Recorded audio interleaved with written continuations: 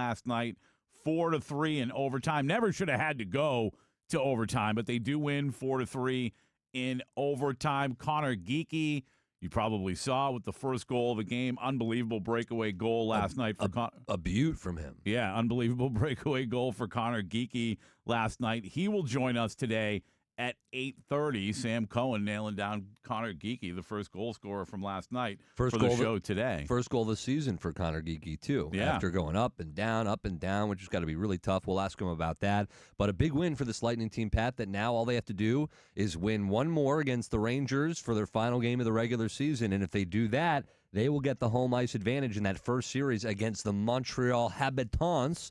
Now, if the Lightning lose, Canadians win. Canadians will get that. Now, if they both lose, the Lightning still have, I believe, Lightning have the tiebreaker. If they both lose, I believe the Lightning will still have the tiebreaker, and they will get the home ice advantage as it stands now. I'm not sure how it would change if they have the tiebreaker now and they both lose. How would they not have the tiebreaker after the two losses? Like, it doesn't seem like that would be possible. So if Montreal loses tonight, they play the Flyers, who are pretty much locked in. I think are locked into the final wild card spot. Who they got their spot last night by beating the Hurricanes in a shootout. That was a great game. Yeah, so if Montreal loses tonight, which they have everything to play for, I would assume the Flyers are going to rest their guys. But if Montreal loses tonight, Tampa will lock up home ice advantage against the Canadians, which would be huge because then you could rest Vazzy tomorrow. The number one tiebreak in the NHL is regulation wins, which the Lightning have many more of than the Habitants, which they needed to win in regulation last night because then they'd still have a chance for the 1 seed, but to no avail. Which is to Pat's point, like they should have won that game in regulation the Lightning should have won that game in regulation last night. Anytime you're up 3-1 going into the third period, you should win that hockey game without having to go to overtime. And now you know who your opponent's going to be. Now all that it matters is, are you going to get the home ice advantage, which is very important. So a lot to play for when they take on the Rangers to wrap up their season. But when they get to the playoffs, they're going to be taking on a team that's coached by a former great, a former captain in Martin St. Louis. And they've met up, this season. It's been the Lightning early on in the matchups had their number, and then the Canadiens looked better in the late season games in March and April here. So it was a 2-1 game when Montreal won in just a few games ago against the Lightning, but it didn't feel like 2-1, right? Like we've talked about, hey, the Rays could have lost the series against the Yankees and still look good, or they could have won and not looked as good. It's the same thing with this, where like they lost 2-1. The Lightning did to Montreal 3 games ago, but to me, it felt like Montreal completely controlled the pace of that game the entire night. So excited to talk with Connor Geekie at 8:30 here and find out how his season has gone for him. I always wonder, like, if you're on a breakaway like he was yesterday, you feel the pressure on both sides last night from him. And he's breaking away. You can see him gaining speed, and he has to make the decision of which side he's going to go. Thankfully, it was successful. And you brought up Vazzy, and Sam brought up Vazzy getting some rest. Vazzy saved the game last night. What else is new? In that overtime period, making a huge play. And as we see sometimes in overtime, because it's so open with a 3-on-3, it was Cooch and point, and game over. Yeah, and it's just like we were saying against Montreal, with Vazzy and saving games, that game against the Bruins. Like, it looked like the Bruins could have been way up because they just had so many opportunities on Vasilevsky, and he just stood on his head. The guy is that kind of guy, and he has to be that kind of guy in the playoffs, especially if Montreal is going to play the kind of hockey that they did the last time they played him. You wore your fancy shirt today, I see. This is my fancy shirt. That's your fancy shirt. I have more than one nice shirt. This might be my best nice shirt. That's the fanciest. I have a black one that's exactly the same. It's the exact same shirt, only it's black. I know the one you're talking about, but that has florals on it. Yeah. Are you anti-floral? No, I'm pro-floral. You know why I'm dressed this way. I don't. You do. I completely forgot. My mind is warped. I thought today, honestly, last night I was going to bed, I was like, is today Friday? I swear, I'm in a weird place right now. I've done that recently. Yesterday did not feel like a Monday for some reason. It didn't feel like a Friday to me. I don't know why. It did not feel like a Monday to me. I felt like it was a Thursday going in. I was like, is tomorrow the last show of the week? What's going on today? What you know got? what I'm doing today. I mentioned several times to you this morning that I have traffic court today. Yeah. And best florals. You know me. I always preach, if you get a speeding ticket, you have to challenge it. You have to take it to court. And the reason is Tell them why. the judge will reduce it every single time. So to pay the entire ticket is dumb. When I got a ticket, Pat told me this, and I was like, oh, he's a genius. And he was right. And I went, and it was super easy.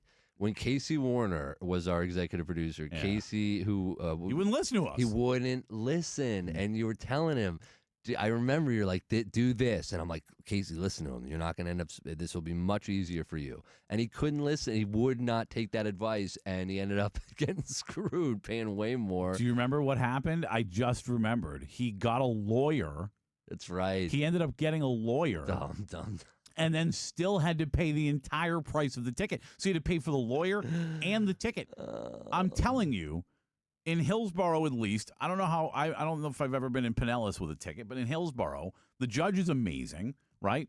And what he does is, every single time, and yes, I've done this a couple times, every single time, he will call you up, he will tell you what your ticket is for, and he'll tell everybody ahead of time, if you plead no contest, I'm probably going, unless you have like a ridiculously bad driving record, if you plead no contest, I will reduce your ticket and I will make sure that you don't get any points, which is the big thing because you don't want your insurance going up. You're going to be in Hillsborough County today? Yes. You know there's some goons that, remember I told you there's goons, officer goons in Hillsborough County. Oh, Yeah. I thought you were saying like guy got a ticket that you ran into, and I'm like, well, I No. don't know that he's going to be back, but No, in the courtroom. You're going to have Oh. some goons in there if they're on duty they've today. never recognized me, or at least told me that they did. If you're listening right now, Pat will be there today, Yeah. Hillsborough Yeah, County. talk to the judge for me. I'm so glad that I've never got one out of Hillsborough. Yeah. I live right by the courthouse, so I'm thankfully, knock on wood, if I do it, it's right there. So what he'll do? Didn't when you did it? Wasn't it during COVID and you did it like virtually?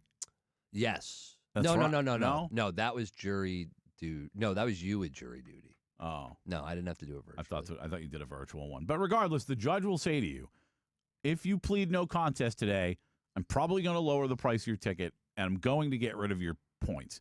So right away, you're doing better if you just show up and ask. So he does that. But today, I'm going to ask him if I can approach. I am. You're going to approach I'm going to ask if I can approach. in that nice floral That's shirt. right. I'm going to listen. I'm going to ask him, as I've asked our friend Ken Hagan. Can I approach the bench? I once on my day off texted our OG Ken Hagan and said, "Hey, how do we change driving laws, and how like You're going to approach the bench today. No, you're not. I'm just going to ask the judge. No, you're not. Yes, I am. No, you're not. I am going to say, excuse me. I'm going today.